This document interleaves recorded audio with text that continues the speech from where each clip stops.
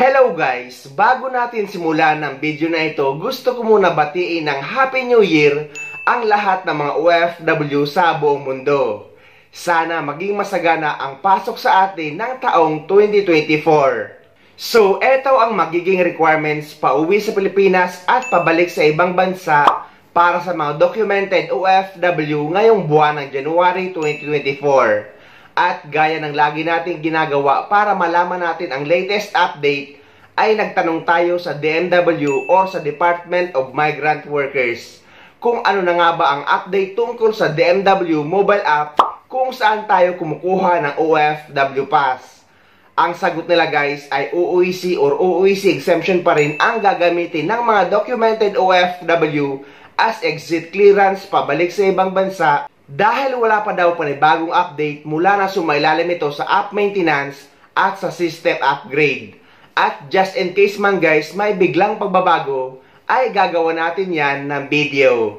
Kaya sa mga nag-aalala tungkol sa OFW Pass, ay OOEC or OOEC exemption pa rin ang gagamitin nating mga OFW kapag papunta or pabalik na tayo sa ibang bansa. At unahin natin ang mga requirements or mga dokumento na kailangan nyo dalhin pauwi sa Pilipinas.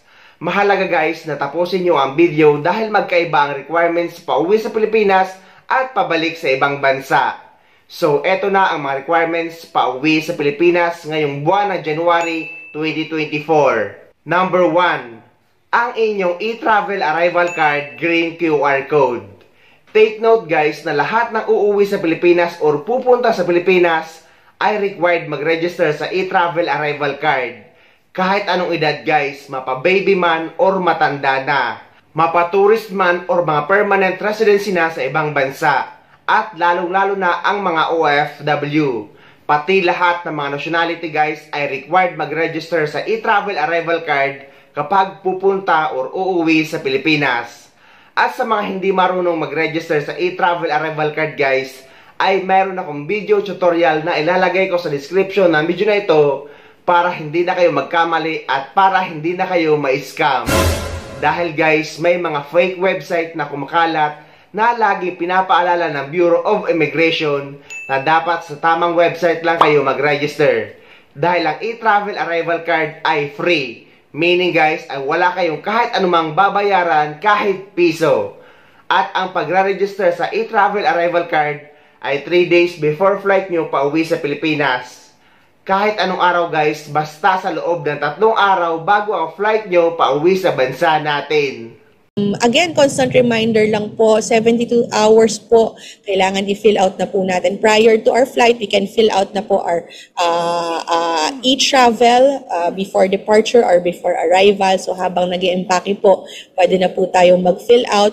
Libre po ito, wala pong babayaran, wag pong magpapaloko sa mga fake na mga websites kasi may nakikita tayo ng mga fake na websites na naniningil po for the e-travel. This is free and this is easier na po compared doon sa mga old paper-based natin na maraming sinusulatan for different government agencies. Pinagsama-sama na po natin ito sa isang platform. And doon sa mga aalis naman po, reminder din po, at least 3 hours before, you have to check in na po and dire-diretso na po sa immigration area. Number 2, ang inyong passport. Number 3, ang inyong ticket. So yan lang guys ang mga basic requirements pauwi sa Pilipinas kahit anuman ang status nyo. Mapa-tourist man, permanent residency, or OFW. Yang tatlo lang guys ang dadalhin nyo pauwi sa Pilipinas.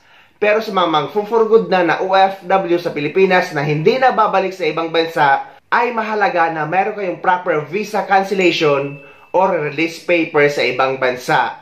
O mas kilalang final exit visa sa bansang Saudi Arabia. Actually guys, ang exit visa ay online na daw sa Saudi Arabia. Pero kapag for good na kayo ay mas maigi na meron kayong dalang printed nito. Dahil just in case maisipan nyo mag-apply sa ibang bansa, maraming OFW ang nag-share na hinahanap daw yung final exit visa sa mga agency na ina-applyan nila.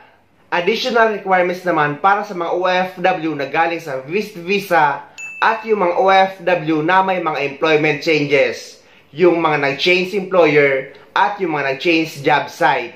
pati yung mga nag-change company name kahit pareho pa rin ang owner, yung mga nag-change position, at yung mga babae na nag-change ng marital status from single to married na nagpalit ng apelyido sa passport, visa at sa kontrata. Kailangan nyo guys magpa-verify ng panibagong kontrata sa Polo Office sa bansa kung saan kayo nagtatrabaho para makakuha kayo ng updated UEC sa POA sa Pilipinas. Pero kapag updated na ang UEC nyo sa inyong PAPSBAM account after nyo makapag-verify ng kontrata, ay hindi nyo na kailangan pumunta sa POA office sa Pilipinas. Dahil yan na ang bago ngayon na after nyo makapag-verify, ay na-update na ang UEC or nakakapag-generate na ng UEC sa inyong PAPSBAM account. Sasadya ka lang sa POA kung nakapag-verify ka pero hindi pa updated ang iyong UEC sa iyong PAPSBAM account. At dadalhin nyo ang mga basic requirements kagaya ng Polo Verified Contract, valid passport, visa at certificate of employment or any proof of employment para makakuha kayo ng updated UEC. So inulit ko guys na kapag updated na ang inyong UEC sa inyong PAPSBAM account after yung makapag-verify, ay hindi nyo na kailangan pa pumunta sa POA. Ipaprint nyo na lang ito. Kaya guys, mahalaga na i-check nyo ang inyong PAPSBAM account after yung makapag-verify ng kontrata sa Polo sa ibang bansa. Pero sasadya lang kayo sa POA kung hindi pa ito updated or hindi pa nakapag-generate ng UEC after nyo makapag-verify. Sa mga dati namang may UEC at nakapag-acquire na ng UEC exemption at parehong employer lang din ang babalikan at walang any employment changes, ay hindi na required magpa-verify ng panibagong kontrata. Okay na yung UEC exemption. At sa mga hindi marunong mag-acquire ng UEC exemption sa kanilang PAPSBAM account, ay meron akong video tutorial na ilalagay ko sa description ng video na ito. At sa mga hindi naman marunong mag-acquire ng UEC exemption online, ay pwede kayong dumaan sa POA desk sa loob ng NAIA kapag lapag nyo pa lang sa Pilipinas para wala na kayong iisipin kapag nakauwi na kayo sa lugar nyo. Pero just in case man na hindi kayo makadaan sa POA desk, ay pwede naman kayo pumunta sa any POA branches na malapit sa lugar nyo para ipa-update ang inyong PAPSBAM account or para magpa-print ng panibagong UEC exemption. Para sa mga OFW naman na manggagaling sa bansang Taiwan at sa bansang Saudi Arabia, ay required kayo na magdala ng inyong exit at re-entry visa. Dahil guys, ang re-entry visa ay hinahanap ito sa immigration or sa Philippine Immigration kapag pabalik na kayo sa ibang bansa. Pero marami namang OFW sa Saudi Arabia ang nagsasabi na online na daw ang kanilang exit visa kaya hindi na daw kailangan ng printed nito. Pero sa mga OFW na magpo-for-good na sa Pilipinas at hindi na babalik, ay kung makakakuha kayo ng printed ng inyong final exit visa ay mas maigi. Pero dito naman sa United Arab Emirates or dito sa Dubai, ay wala namang tinatawag na exit at re-entry visa. Yung visa lang natin na nasa Emirates ID na ang hinahanap sa Philippine Immigration kapag pabalik na tayo dito sa UAE. So yan ang mga requirements pauwi sa Pilipinas para sa ating mga OFW. Pumunta naman tayo sa mga requirements pabalik sa ibang bansa. Take note guys na ang mga binabanggit kong requirements ay para lamang sa mga documented OFW. Dahil marami mga nagtatanong bakit daw hindi ko binabanggit ang mga requirements ng mga naka-tourist visa or mga naka-visit visa. Kasi guys, magkaiba ang requirements na hinahanap sa immigration para sa mga OFW at sa mga naka-tourist visa. Dahil sa tourist visa guys ay kahit ano-anong requirements or hindi magkakapareho ang requirements na hinahanap sa immigration. Madalas hinahanapan sila ng mga supporting documents para ma-prove ng immigration officer na hindi kayo mag-TTNT sa ibang bansa at kaya nyong isupport ang travel nyo. Pero sa mga sponsored travel naman, kailangan nyo ng affidavit of support. So, eto ang mga requirements na kailangan nyo dalhin kapag pabalik na kayo sa ibang bansa or pupunta sa ibang bansa as documented OFW. Number 1, ang inyong e-travel departure card blue QR code.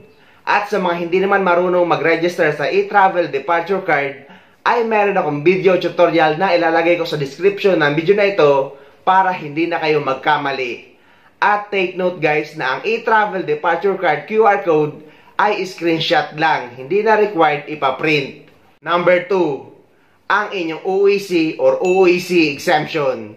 So inuulit ko guys, kapag hindi kayo marunong mag-acquire ng OEC exemption sa website ng POPSBAM, ay pwede kayo sumadya sa pinakamalapit na POA office sa lugar nyo or dumaan kayo sa POA desk sa loob ng NAIA at bukas sila 24 oras at pwede kayo magpa-print ng OEC exemption nyo sa kanila. Number 3, ang inyong passport. Number 4, ang inyong ticket. Number 5, ang inyong valid visa. Kapag nandito naman kayo guys sa United Arab Emirates, ang visa natin dito ay nasa Emirates ID na natin. Kaya sa mga nag-aalala na wala na daw tatak na visa ang kanilang passport, ay huwag kayong mag-alala guys dahil ang hinahanap ngayon sa immigration ay ang Emirates ID na natin or yung residence ID natin dito sa United Arab Emirates. Number 6, ang inyong OWA membership. Ito guys ay hindi naman hinahanap sa immigration pero lagi ko sinasuggest na dapat lagi tayong active member ng OWA.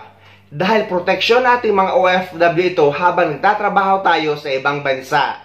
At ang pagre-renew ng ating OWA membership ay kada 2 taon. Pwede kayong mag-renew sa Polo Office or sa any OWA office sa Pilipinas. At pwede din sa OWA Representative Desk na matatagpuan nyo sa loob ng NAIA. So yan ang mga requirements pauwi sa Pilipinas at pabalik sa ibang bansa para sa ating mga OFW ngayong buwan ng January 2024. And take note pala guys na dapat at least 3 copy ng inyong OEC ang dala nyo. Dahil madalas kinukuha ang isang copy sa check-in counter at yung isa naman ay kailangan pag magka-cash refund kayo. So ayun guys, sana may nakuha kayong idea at sana nakatulong ang video na ito sa inyo. At sa mga hindi pa dyan nakasubscribe sa channel ko, please don't forget to subscribe my YouTube channel. Please click the notification bell para lagi kayo updated sa mga upcoming videos na gagawin ko tungkol sa mga updates sa ating mga OFW. Mula dito sa Dubai, maraming salamat. See you next time.